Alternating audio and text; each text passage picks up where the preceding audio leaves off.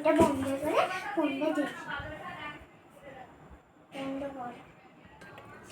এই মানু, তুই কি তাহলে এখন ফোন দেখছিস? তোর তো কদিন পরে পরীক্ষা। আমি কিছু করিনি। এই মানু, তাহলে তুই কি ফোন দেখছিলি?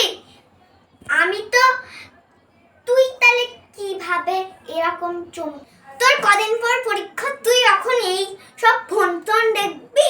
মারবো তোকে একদম।